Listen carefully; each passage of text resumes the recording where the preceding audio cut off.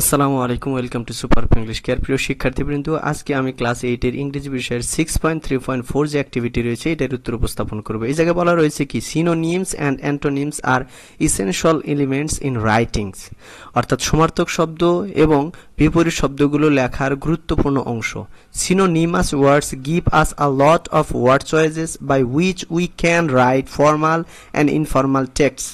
বলা হচ্ছে যে সমার্থক শব্দের মাধ্যমে ফর্মাল এবং ইনফর্মাল টেক্সট লেখার ক্ষেত্রে আমরা অনেক ওয়ার্ড চয়েস করতে পারি। এরপরে now we will practice the use of synonyms, আমরা এখন সমার্থক শব্দের ব্যবহার অনুশীলন করব। আর এই জায়গায় বলা হয়েছে match the words in the left column with their synonyms in the right column below on is done as an example. মানে এই জায়গায় কলাম দেওয়া রয়েছে, এটা ম্যাচিং করতে বলা হয়েছে, কোনটার সাথে কোনটা যাবে। 10টা দেওয়া রয়েছে, তার মধ্যে একটা বলা হয়েছে যে কোনটা হবে।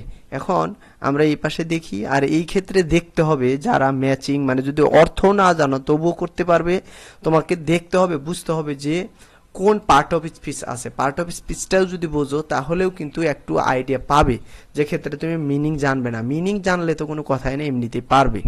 বলা হচ্ছে কি ফোর্সড, এই জায়গায় দেওয়া রয়েছে, উত্তর হচ্ছে কোনটা, এফ। মানে ফোর্সড মানে যে বাধ্য করা হয়েছে এমন, তার মানে অ্যাডজেক্টিভ অথবা ভার্বের পাস্ট পার্টিসিপল ফর্ম। ফোর্সের পাস্ট পার্টিসিপল ফর্ম হচ্ছে ফোর্সড। তারপর এটা হচ্ছে কম্পেলড, মানে যাকে বাধ্য করা হয়েছে, যাকে অথবা কোনো কিছু বাধ্য করা হয়েছে এইরকম। তার মানে এরপরে পুট অ্যান এন্ড টু, মানে যেটা শেষ করা হয়, শেষ করা। তাহলে এর হবে কি, স্টপ, এটাও ভার্ব, এটাও ভার্ব। তারপরে কন্ডিশনস মানে অবস্থা সমূহ। এই জায়গায় কন্ডিশন মানে কিন্তু শর্ত হয়, কিন্তু এই জায়গায় শর্ত বোঝানো হচ্ছে না, কন্ডিশন মানে হচ্ছে অবস্থা, অবস্থা সমূহ। এটা প্লুরাল, এটাও কিন্তু সেইখানে এই যে এ হবে সিচুয়েশনস মানে অবস্থা, সিচুয়েশন, এবং এটা হচ্ছে প্লুরাল সিচুয়েশনস, পরিস্থিতি সমূহ অথবা অবস্থা সমূহ, এগুলো নাউন। এরপর পেইড, পে মানে পরিশোধ করা, আর পেইড মানে পরিশোধিত, অর্থাৎ ভার্বের পাস্ট পার্টিসিপল ফর্ম।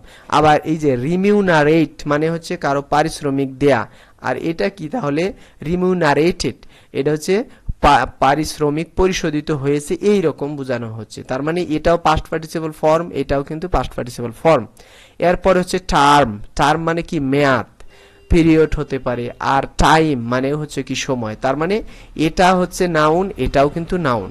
এরপরে হচ্ছে ভালনারেবল, ভালনারেবল মানে কি দুর্বল, তার মানে এটা অ্যাডজেক্টিভ। আর এই যে সাসেপ্টিবল মানে সংবেদনশীল, যেটা সংবেদনশীল সেটাই কিন্তু দুর্বল, তার মানে ভালনারেবল, অথবা সহজেই যেটা ক্ষতি হয়ে যায় সেটা ভালনারেবল। এরপরে হচ্ছে অ্যাবিউজ। এখন অ্যাবিউজ হচ্ছে অপব্যবহার, মিস ইউজ, অ্যাবিউজ। এখন এই জায়গায় কিন্তু বলা হচ্ছে ম্যানিপুলেশন, ম্যানিপুলেট হচ্ছে কি ভার্ব, মানে কোনো কিছু নিজের মতো করে মানে একটু বানিয়ে বানিয়ে বলা। আর সেই কারণে ম্যানিপুলেশন হচ্ছে নাউন, যেটা হেরফের করা, কোনো কিছু যেটা ঠিক না, এটা মানে যেরকম হুবহু আছে ওইটার কিছু মানে সংশোধন করে অথবা যে কোনোভাবে ম্যানিপুলেট করা, এটা হচ্ছে ম্যানিপুলেশন। তারপরে সেফ, সেফ মানে আমরা জানি নিরাপদ, এটা হচ্ছে অ্যাডজেক্টিভ। তারপরে হার্মলেস মানে যার কোন যেটা ক্ষতিহীন, মানে ক্ষতি নেই যেটা, সেটারই তো সেফ। সব সিনোনিম কিন্তু। ক্রিয়েশন এটা হচ্ছে নাউন ফর্ম, মানে তৈরি অথবা সৃষ্টি হতে পারে। আর ফরমেশন মানে কি গঠন, অথবা ফর্ম মানে কিন্তু গঠন করা, তার ফরমেশন হচ্ছে গঠন হতে পারে অথবা সৃষ্টি হতে পারে। এরপর হচ্ছে কালেকটিভ মানে সমষ্টিগত, হচ্ছে অ্যাডজেক্টিভ। আর শেয়ার্ড মানে ভাগ করা হয়েছে এইরকম, তার মানে সবাই মিলে যেটা করা হয়েছে সেটা হচ্ছে শেয়ার্ড, আর এইটা হচ্ছে কালেকটিভ মানে সমষ্টিগত। আশা করি এটার উত্তর কিভাবে দিতে পারবে অবশ্যই তোমরা বুঝতে পেরেছো, আর এটা একদম ইজি জিনিস। আজকের মতো এখানে শেষ করতেছি। আসসালামু আলাইকুম।